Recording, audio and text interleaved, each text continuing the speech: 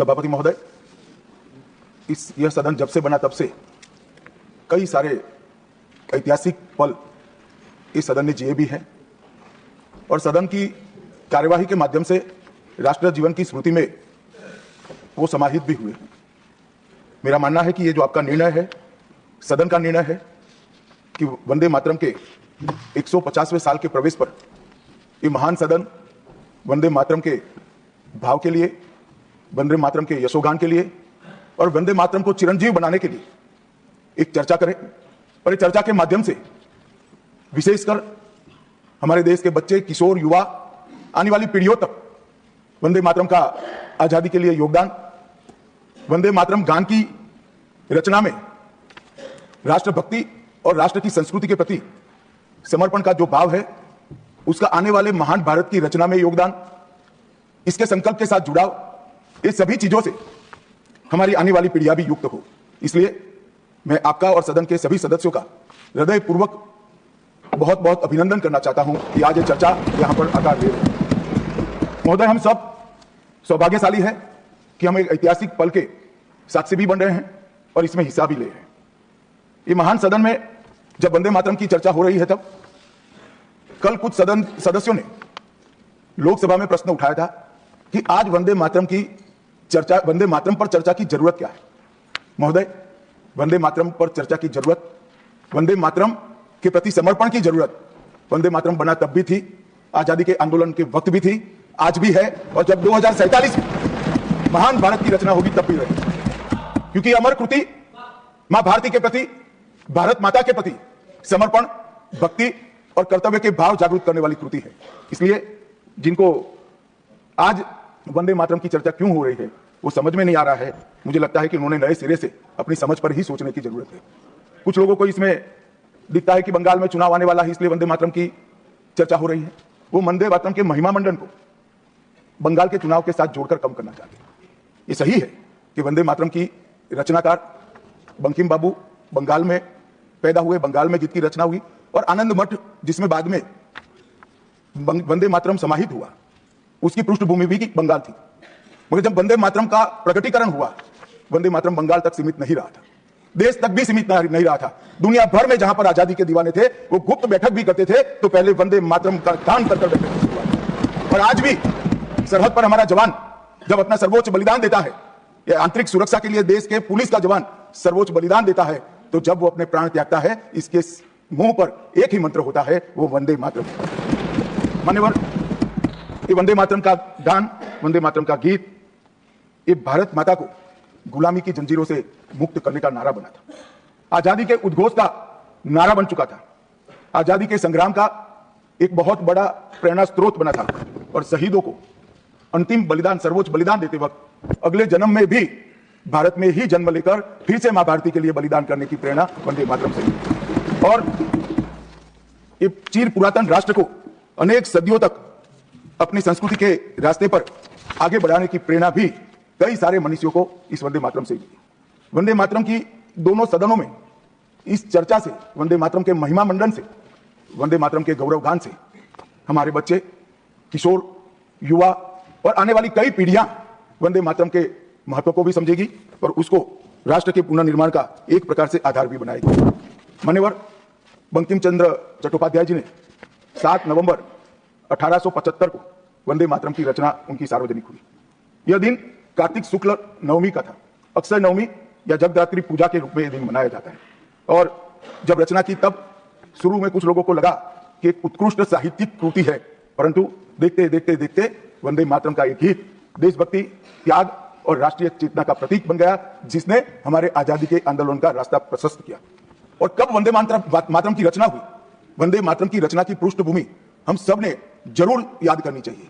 उसकी पृष्ठभूमि में सदियों तक इस्लामिक आक्रमण को झेल कर इस देश की संस्कृति और इस देश का इतिहास झंझोरने का काम, शीर्ण वीर्ण करने का काम हुआ था। उसके बाद अंग्रेजों ने अपने शासन के काल में, भारत के गुलामी के काल में एक नई सभ्यता, एक नई संस्कृति हमें थोपने का प्रयास किया था। और उस वक्त ये वंदे मातरम का रचना बंकिम बाबू ने की।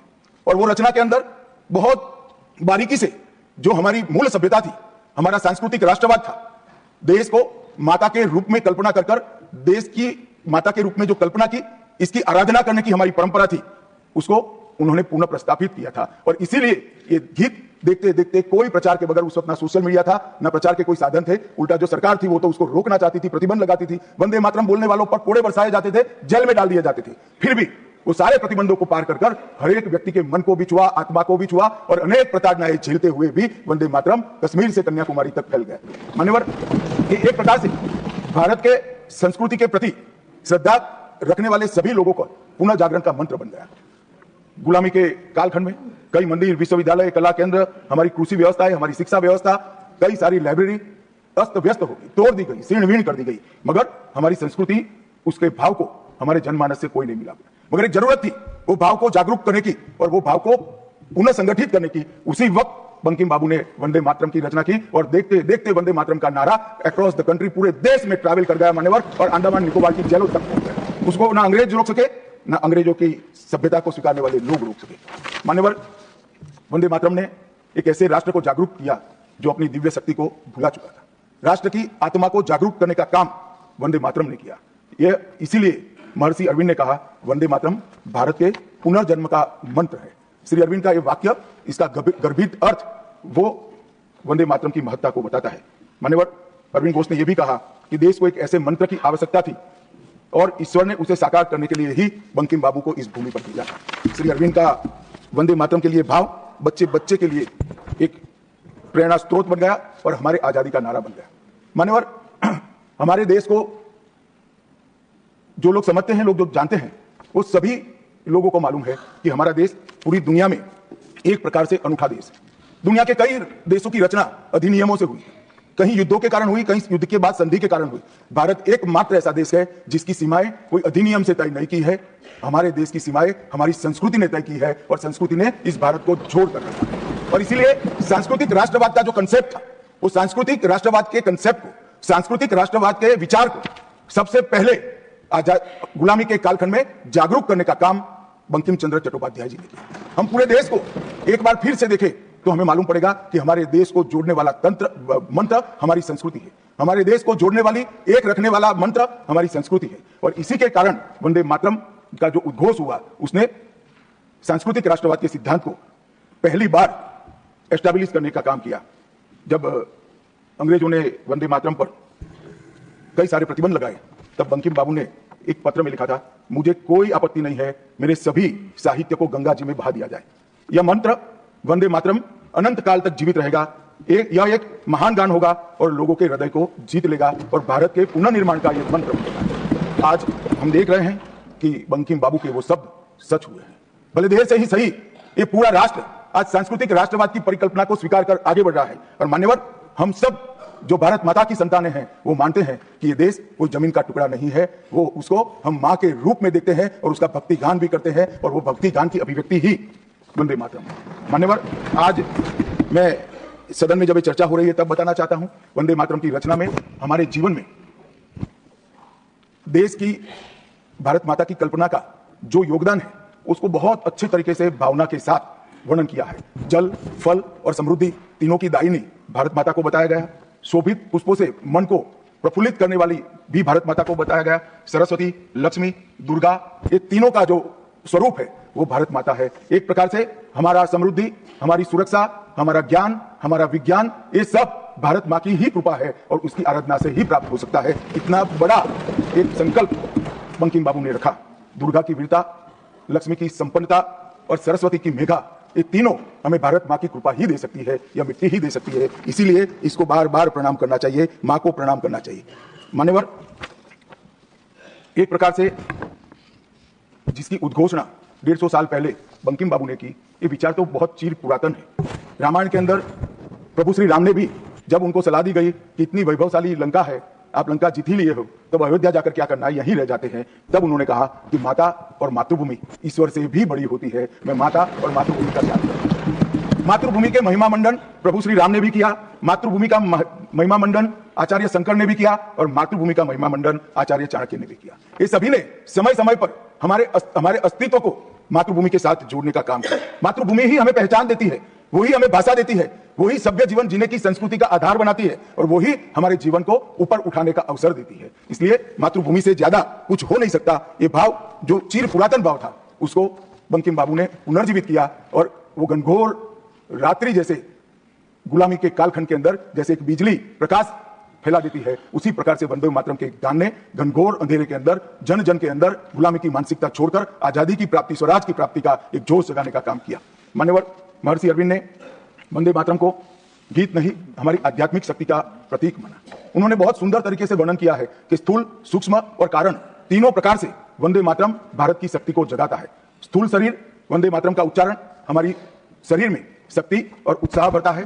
राष्ट्रभक्ति की क्रिया प्रक्रिया शक्ति को जगाती है। सूक्ष्म शरीर हमारी भावनाएं, हमारे विचारों को वो शुद्ध करता है और हमारी चेतना को वो जागरूक करता है। और कारण आध्यात्मिक शरीर में भी उन्होंने कहा कि बंकिम बाबू एक ऋषि चेतना से प्राप्त मेघा से ही वंदे मातरम की रचना की है।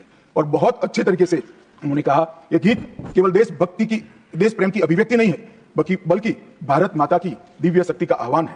भारत की मूल चेतना, सनातन शक्ति, उसको पुनर्जीवित करने का ये वंदे मातरम मंत्र है। और इसीलिए आजादी के वक्त सभी हमारे नेताओं ने वंदे मातरम को आजादी के आंदोलन का आधार बनाने का काम किया। कई सारे हमारे आजादी के संग्राम के सेनानी जिनको अंग्रेजों ने फांसी पर चढ़ाया, इस सब में एक चीज सामान्य निकल कर आती है, तो फांसी के तख्ते पर चढ़ते चढ़ते जो शहीद अंतिम शब्द बोले वो सभी के मुंह से वंदे मातरम ही। स्वदेशी का आह्वान करना हो, विदेशी माल का बहिष्कार करना हो, राष्ट्रीय शिक्षा का आह्वान जगाना हो, हर वक्त राष्ट्रभक्ति जगाते वक्त वंदे मातरम का उद्घोष इस देश ने सुना भी, इस देश ने महसूस भी किया। पंजाब के गदर आंदोलन में वंदे मातरम के शीर्षक से कई पर्चे बांटे गए। महाराष्ट्र में वंदे मातरम के विशेष अंक गणपति और शिवाजी के उत्सव में बांटे जाते थे। तमिलनाडु में सुब्रह्मण्यम भारती जी ने तमिल अनुवाद कर हिंद महासागर को भी क्रांति की चेतना से आंदोलित कर दिया था। मान्यवर 1907 में कलकत्ता में वंदे मातरम नाम का एक अंग्रेजी अखबार शुरू हुआ जिसके संपादक महर्षि अरविंद थे। ब्रिटिश सरकार ने उसको सबसे खतरनाक राष्ट्रवादी पत्र माना। वो राष्ट्रवादी भी कहते थे और खतरनाक भी कहते थे। और श्री अरविंद पर राजद्रोह का मुकदमा भी चला और उनको सजा भी गई। अंततोगत्वा उसको प्रतिबंधित कर दिया। मान्यवर कांग्रेस के अधिवेशनों ने भी वंदे मातरम के महिमा मंडन को, वंदे मातरम के गान को गाया। 1896 में गुरुवर टैगोर ने कांग्रेस अधिवेशन में इसको पहली बार सार्वजनिक रूप से गाया। 1905 में कांग्रेस के वाराणसी अधिवेशन में महान कवयित्री गायिका सरला देवी चौधरानी ने पूर्ण वंदे मातरम का गायन किया। और 15 अगस्त 1947 को जब देश आजाद हुआ, सुबह 6:30 बजे सरदार पटेल के आग्रह पर पंडित ओंकार नाथ ठाकुर जी ने आकाशवाणी से अपने मधुर स्वर में वंदे मातरम का गान कर देश को भावुक कर दिया। और ये सभी भावना को देखते हुए संविधान सभा की अंतिम बैठक 24 जनवरी 1950 को संविधान सभा के अध्यक्ष राजेंद्र प्रसाद जी की अध्यक्षता में जो हुई, उसमें राष्ट्रगान के बराबर सम्मान देते हुए वंदे मातरम को राष्ट्रगीत घोषित करने का काम किया। मान्यवर, मैं कल देख रहा था कांग्रेस के कई सदस्य आज वंदे मातरम की चर्चा क्यों जरूरी है और इसको एक राजनीतिक हथकंडा या तो मुद्दों पर से ध्यान भटकाने का एक हथियार मानते थे। मान्यवर, मुद्दों पर चर्चा करने से कोई नहीं डरता है। संसद का बहिष्कार हम नहीं करते हैं। संसद का बहिष्कार अगर करना है, संसद का बहिष्कार न करे, संसद चलने दे, तो सब मुद्दों पर चर्चा होगी। हमें कुछ डरने जैसा नहीं है, छिपाने जैसा नहीं है। कोई भी मुद्दा हो हम चर्चा करने के लिए तैयार है। परंतु वंदे मातरम के गान की चर्चा को, वंदे मातरम के गान पर की चर्चा को टालने की ये मानसिकता ये नई नहीं। मान्यवर, ये तो वंदे मातरम का 150वां साल है। हर महान रचना का, हर महान घटना का महत्वपूर्ण साल कई मायनों में हमारे देश में मनाता जाता है। तो ये तो 150वां साल है। अब हम थोड़ा पीछे मुड़कर देखते हैं। मान्यवर, जब वंदे मातरम के 50 साल हुए तब क्या हुआ? वंदे मातरम के 50 साल हुए, देश आजाद नहीं हुआ था। और वंदे मातरम की स्वर्ण जयंती हुई 1937 में। तब जवाहरलाल नेहरू जी ने वंदे मातरम के 2 टुकड़े कर उसको 2 अंतरों तक सीमित करने का काम। कांग्रेस पार्टी की 50वें साल में जो एक प्रकार से वंदे मातरम का महिमा मंडन करने की पद्धति थी,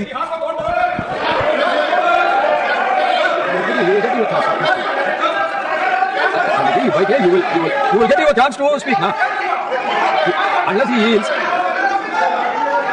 no, unless he yields, how I can, unless he yields, how I can. मान्यवर, 1 मिनट में उनको बहुत समय दिया गया, अपने समय पर बोले ना, मुझे कोई आपत्ति नहीं। आपका समय, खड़गे साहब आपका समय आएगा। Khadge ji, you are going to get your time, please wait. Khadge ji, you are going to get your time, please wait, let him speak. मान्यवर, 50वें पड़ाव पर वंदे मातरम को सीमित कर दिया गया। वहीं से तुष्टीकरण की शुरुआत हुई और वो तुष्टीकरण जाकर देश के विभाजन में। मान्यवर, मेरे जैसे कई लोगों का मानना है मेरे जैसे कई लोगों का मानना है कांग्रेस पार्टी को पसंद आए ना आए, अगर वंदे मातरम के तुष्टीकरण की नीति के तहत 2 टुकड़े न करते तो देश का बंटवारा नहीं होता और देश पूरा होता। मान्यवर 50 साल के बाद No, nothing will go on with that except honorable minister's speech. Please. मान्यवर 50 साल के बाद वंदे मातरम 100 साल का हुआ।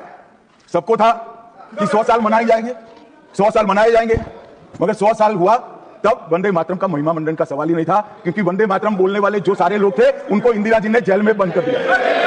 इस देश में आपातकाल लगाया गया, विपक्ष के लाखों लोगों को, लाखों समाज सेवियों को, स्वयंसेवी संगठन के लोगों को जेल में भर दिया गया, कोई कारण के बगैर अखबारों पर ताले लगा दिए गए। यहां तक कि आकाशवाणी में उस वक्त एक ही माध्यम था, आकाशवाणी में किशोर कुमार की आवाज ही नहीं आती थी, ड्यूएट गाने भी लता जी की आवाज में ही आते थे। मान्यवर पूरे देश को, जब वंदे मातरम 100 साल का हुआ, पूरे देश को बंदी बनाकर रख दिया। और कल 150वां साल है, 150वें साल में लोकसभा में चर्चा हुई। साहब, ये कांग्रेस पार्टी की स्थिति देखिए, जिस कांग्रेस पार्टी के अधिवेशनों की शुरुआत गुरुवर टागोर जैसे लोग वंदे मातरम गाकर कराते थे। वंदे मातरम कांग्रेस पार्टी के आजादी के आंदोलन का एक मंत्र बना था। वो वंदे मातरम के महिमा मंडन करने के लिए जब लोकसभा में चर्चा हुई, गांधी परिवार के दोनों सदस्य नदारद थे, दो में से एक भी। वंदे मातरम का विरोध आज भी जवाहरलाल नेहरू से लेकर आज के कांग्रेस के नेतृत्व तक कांग्रेस के खून के अंदर है। मान्यवर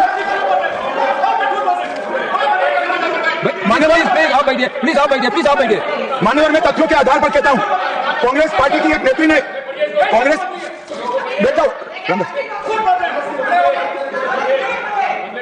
अरे दिग्विजय जी, अब नौकरी पक्की है, इस आयु में क्या कर रहे हो भैया, अब नहीं जाएगी नौकरी। मान्यवर मैं जो कह रहा हूं वो रिकॉर्ड का हिस्सा है दूसरे सदन का। मान्यवर दूसरे सदन की चर्चा में कांग्रेस पार्टी की एक प्रमुख नेत्री ने कहा है कि वंदे मातरम की आज चर्चा की कोई जरूरत नहीं है। मुझे मालूम नहीं पता कि वंदे मातरम से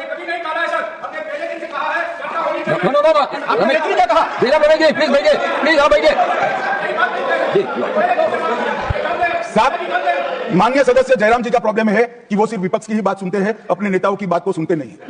मैंने ऐसा नहीं कहा, आपने कहा है। मैंने ऐसा कहा कि लोकसभा में चर्चा में कांग्रेस पार्टी की एक प्रमुख नेत्री ने कहा है कि अभी इस समय वंदे मातरम की चर्चा की कोई जरूरत नहीं। ये रिकॉर्ड पर है, रिकॉर्ड पर। मान्यवर आप बैठिए। मान्यवर जिस गीत को, जिस गान को महात्मा गांधी ने राष्ट्र की शुद्धतम आत्मा से जुड़ा हुआ गीत कहा, बिपिन चंद्र पाल ने एक राष्ट्र धर्म है जिसमें राष्ट्रभक्ति और कर्तव्य दोनों समाहित है, जिसकी अभिव्यक्ति वंदे मातरम करता है, वो वंदे मातरम का टुकड़ा करने का काम भी कांग्रेस पार्टी ने किया था। मान्यवर अंतर्राष्ट्रीय स्तर पर भी वंदे मातरम ने हमारे आजादी के आंदोलन को गति देने का काम किया।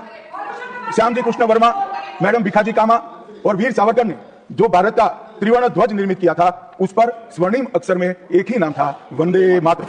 मान्यवर बर्लिन के ओलंपिक्स में भी 1936 में गुलामी के कालखंड में भी जब हमारे हॉकी की टीम को, हमारी टीम को उत्साह की जरूरत थी, प्रेरणा की जरूरत थी, कोच ने लाइन में खड़े कर भावपूर्ण तरीके से वंदे मातरम का गान किया और हम गोल्ड मेडल जीत कर आ गए। मान्यवर भारतीय जनता पार्टी की रचना हुई तब से हमारी तो पार्टी की रचना ही सांस्कृतिक राष्ट्रवाद और ये देश अपने मूल संस्कृति के आधार पर, मूल विचारों के आधार पर चलना चाहिए, पाश्चात्य संस्कृति के आधार पर नहीं चलना चाहिए। इसीलिए हमारी पार्टी की स्थापना थी। मान्यवर इस संसद में वंदे मातरम के गान को बंद करा दिया गया। अब फिर से खड़े हो जाएंगे कि नहीं आप गलत बोल रहे हो, मगर रिकॉर्ड है मान्यवर महोदय। 1992 में भाजपा सांसद श्री राम नाईक ने एक शॉर्ट ड्यूरेशन डिस्कशन के माध्यम से वंदे मातरम को संसद में फिर से गाने की शुरुआत करने के लिए एक मुद्दा उठाया, और उस वक्त प्रतिपक्ष के नेता लाल कृष्ण आडवाणी जी ने बहुत प्रमुखता के साथ लोकसभा के स्पीकर को कहा कि इस महान सदन के अंदर वंदे मातरम का गान होना चाहिए, क्योंकि संविधान सभा ने इसको स्वीकारा है। और फिर लोकसभा ने सर्वानुमत से 1992 में वंदे मातरम के गान की शुरुआत की। मान्यवर हम जब वंदे मातरम की गान की शुरुआत कर रहे थे, उस वक्त भी मैं नाम देना नहीं चाहता, वरना औचित्य के सवाल उठाएंगे, कुछ टेक्निकल मुद्दे उठाएंगे, मगर इंडिया अलायंस के ढेर सारे लोगों ने, मेरे पास नाम की सूची है, इनको आपत्ति नहीं हो तो मैं पढ़ सकता हूं, ढेर सारे लोगों ने कहा था कि हम वंदे मातरम नहीं गाएंगे, ना बोल दिया। और मैंने मेरी आंख से देखा है कई सारे सदस्य वंदे मातरम होता है तो वंदे मातरम के गान के पहले संसद में बैठे होते हैं तो भी खड़े होकर बाहर चले जाते हैं। मैं आपको विश्वास से कह सकता हूं मान्यवर, ये कह रहे हैं कि कांग्रेस पार्टी पर झूठे आरोप लगाए। मैं विश्वास से कह रहा हूं, भारतीय जनता पार्टी का एक भी सदस्य वंदे मातरम के गान के वक्त सम्मान के साथ खड़ा न हो, ऐसा हो ही नहीं सकता, क्योंकि वंदे मातरम के गान के प्रति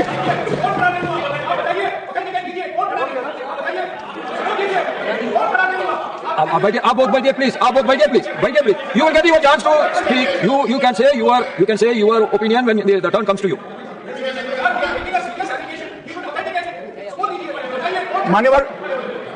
मान्यवर, अरे सुनो तो, बोल बोल क्या करते हो यार, मुझे सुनो तो। मान्यवर सम्मानीय सदस्य जी ने कहा है कि कौन कौन कांग्रेस पार्टी के लोगों ने वंदे मातरम नहीं गाने के लिए स्टेटमेंट दिया है और संसद के वक्त बाहर चले गए हैं। मैं इसकी सूची आज शाम होने के पहले सदन के पटल पर रख दूंगा। मेरा विनंती है कि वो कांग्रेस सदस्यों के नाम इस चर्चा का हिस्सा करने के लिए आप आदेश करिएगा। इस सदन की चर्चा के रिकॉर्ड पर रहना चाहिए कि कांग्रेस पार्टी के सदस्य वंदे मातरम का विरोध करते हैं। इस देश की जनता इनको जाननी चाहिए। मान्यवर, मैं दे देता हूं, दिग्विजय सिंह पढ़ लीजिएगा। मान्यवर वंदे बंकिम चंद्र चट्टोपाध्याय जी की 130वीं जयंती पर हमारी सरकार ने, डाक विभाग ने एक स्टैंप जारी किया। स्वतंत्रता की 75 की वर्षगांठ के उपलक्ष्य में हर घर तिरंगा का अभियान भी हमने करा और उस वक्त हमारे प्रधानमंत्री जी ने जनता का आह्वान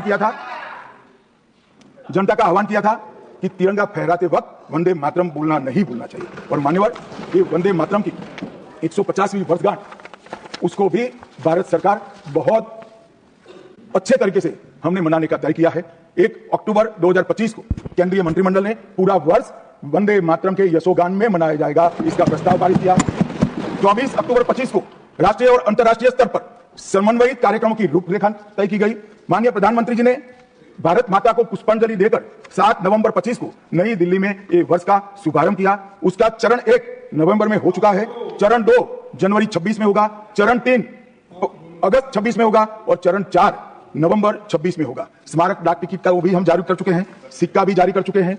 वंदे मातरम नाद एकम रूप अनेकम ऐसे शीर्षक से 75 वादकों द्वारा विशेष सांस्कृतिक प्रस्तुतिकरण की रचना भी हो चुकी है और सुबह 10 बजे उस दिन 7 नवंबर को देश भर में सामूहिक वंदे मातरम का गान भी भारत सरकार के आह्वान पर देश की जनता ने किया।